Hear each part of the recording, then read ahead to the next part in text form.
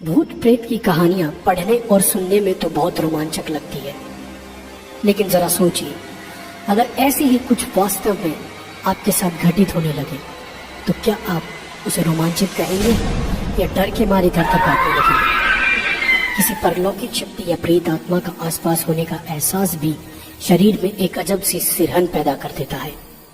तो ऐसे में जाहिर सी बात है, जब आपका सामना ऐसी किसी ताकत से हो जाएगा तो आपका रोमांचक वहीं दम तोड़ देगा। वैसे तो कहने को बहुत सी ऐसी जगहें हैं जहां यह माना जाता है कि आत्माओं का वास है।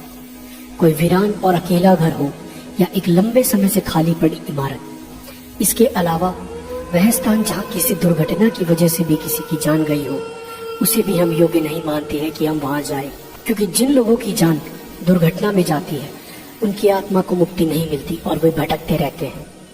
कहने को तो बहुत सी जगहें हॉन्टेड या भूता कहा जा सकता है, जहां प्रमाणिक तौर पर कहा जा सकता है कि उस स्थान में कुछ न कुछ गड़बड़ तो जरूर है, और वह स्थान है राजस्थान स्थित भानगढ़ किला।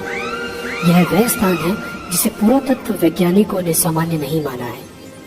तभी तो राज्य सरकार द्वारा भानगढ़ किले के चारों तरफ व बाहर चेतावनी के तौर पर एक बोर्ड लगा हुआ है, जिसमें साफ साफ लिखा है कि सूर्य उदय होने से पहले और सूर्यास्त के बाद कोई भी इस किले में नहीं रुकेगा और नहीं आएगा। तो आखिर भानगढ़ में ऐसा क्या है जो आम जन को वहां रात के समय जाने से रोकता है? अगर कुछ है तो उसके पीछे क्या कारण है?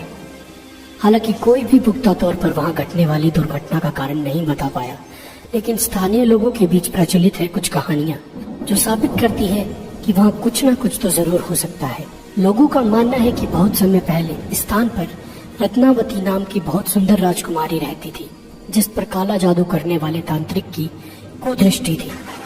तांत्रिक ने अपने जादू से राजकुमारी को वश में करके उसका शारीरिक शोषण किया, लेकिन एक दुर्घटना के चलते उस तांत्रिक की मृत्यु हो गई और आज भी उस तांत्रिक की आत्मा वहां भटकती रहती है। तांत्रिक के श्राप के अनुसार वह स्थान कभी भी बस नहीं सका। वहां रहने वाले लोगों की मृत्यु हो जाती है, लेकिन उनकी आत्मा को मुक्ति नहीं मिलती है। प्रचलित कहानी के अनुसार सिंधु देवड़ा महल के पास स्थित पहाड़ पर तांत्रिक क्रियाएं करता था। वह रानी रत्नावती के रूप पर आसक्त था। एक दिन भानगढ़ के बाजार में उसने देखा कि रानी की एक दासी रानी के लिए केश तेल लेने आई है। सिंधु देवड़ा ने उस तेल को अभिमंत्रित कर दिया कि वह तेल जिस पर भी लगेगा उससे वह तेल उसके पास ले आएगा। कहते हैं कि रानी ने जब तेल को देखा तो वह समझ गई कि यह तेल सिंधु सेवड़ा द्वारा अभिमंत्रित है। तो कहते हैं कि रानी भी बहुत सिद्ध थी, इसलिए उसने पहचान कर ली और दासी से उस तेल को तुरंत फेंक देने को कहा। दासी ने उस तेल को एक चट्टान पर गिरा दिया। कहते हैं अभिमंत्रित तेल ने चट्टान को उड़ाकर सिंधु सेवड़ा की ओर रवाना कर दिया। सिंधु सेवड़ा ने चट्टान देखकर अनुमान लगाया कि रानी उस पर बैठकर उसके पास आ रही है। सो उसने अभिमंत्रित तेल को रानी को सीधे अपनी छाती पर उतारने का आदेश दिया। जब चट्टान पास आई तब तांत्रिक को असलियत पता चली, तो उसने आनन फानन में चट्टान उसके ऊपर गिरने से पहले भानगढ़ नगर उजड़ने का श्राप दे दिया और खुद चट्टान के नीचे दबकर मर गया। कहते हैं सिद्ध रानी को यह सब समझते देर न लगी और उसने तुरंत नगर खाली करने का आदेश दे दिया। इस तरह यह नगर खाली होकर उजड़ गया और रानी भी तांत्रिक के श्राप की भेंट चढ़ गई। तो कितनी सच्चाई है इस कहानी में?